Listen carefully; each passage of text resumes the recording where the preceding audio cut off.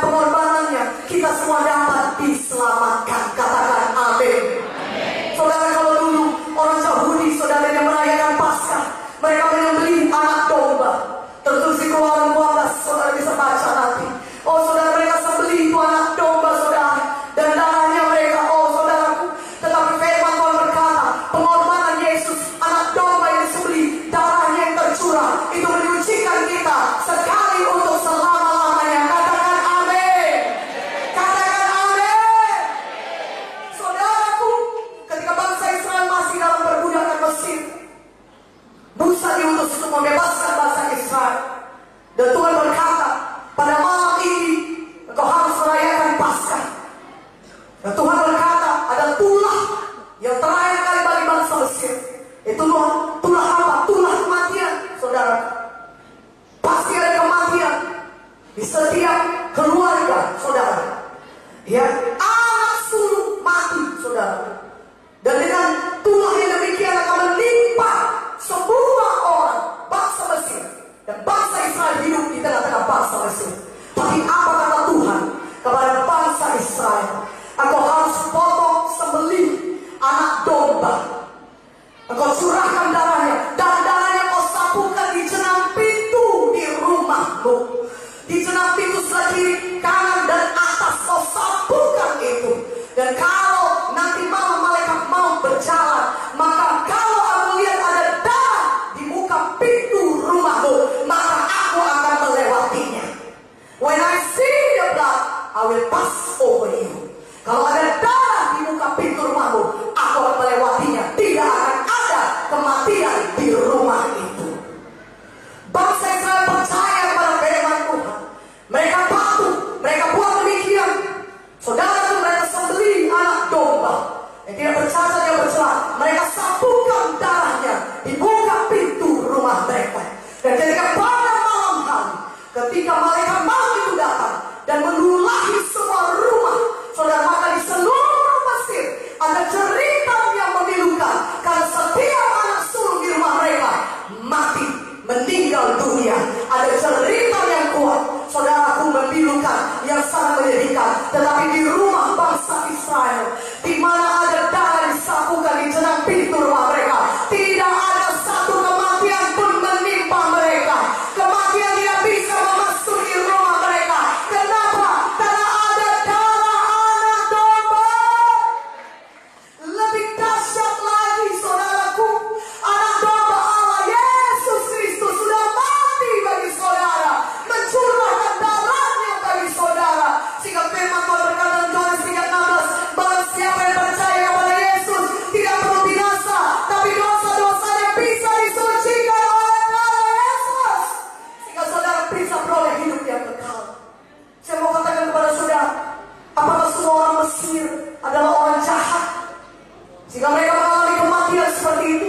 Tidak semuanya orang Mesir jahat, saudara. Banyak di antara mereka mungkin berprofesi sebagai dokter, saudara, pengacara, orang-orang baik yang kerjanya menolong orang lain. Tetapi ketika hukuman itu datang, mereka tidak luput dari hukuman. Mereka juga kena hukuman. Anak sulung di rumah itu mati, saudaraku, karena tidak ada darah di jenang pintu rumah mereka.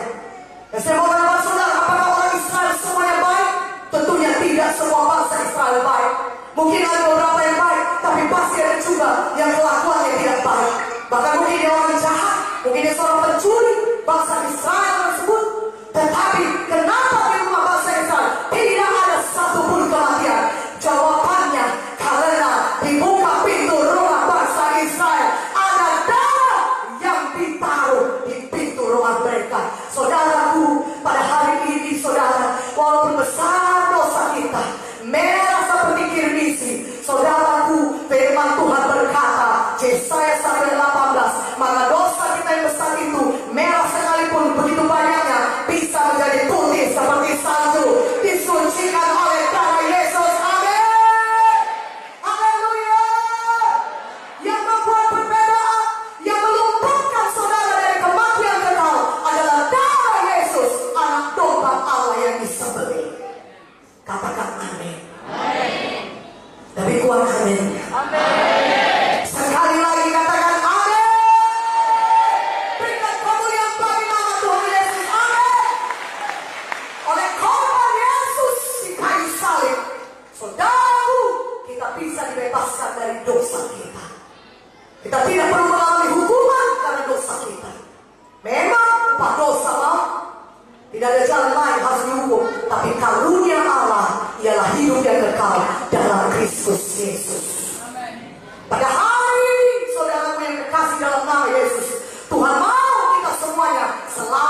mempunyai hidup yang kekal. Katakan amin. Biar kepastian keselamatan itu ada dalam hati saudara sekarang ini, bukan nanti. Saudaraku, kehilangan yang terbesar bukan kehilangan pekerjaan. Kehilangan terbesar bukan juga kehilangan uang, atau kehilangan rumah, atau kehilangan kedudukan. Saudara mungkin mengiyakannya. Dan saudara berkata ada kehilangan yang lebih besar, kehilangan kesehatanmu. Betul. Karena kerap kali orang, walaupun dia kaya, saudaraku, kalau dia penyakitan, kadang-kadang saudaraku dia akan menghabiskan semua uangnya supaya dia bisa sembuh. Dan saudara lebih setuju kehilangan kesehatan lebih besar daripada kehilangan uang atau pekerjaan atau kedudukan. Tapi tahukah saudara, ada kehilangan yang lebih besar daripada kehilangan kesehatan. Namanya kehilangan jiwa kita selama-lamanya di neraka. Yesus tidak mau saudara hilang selama-lamanya di neraka.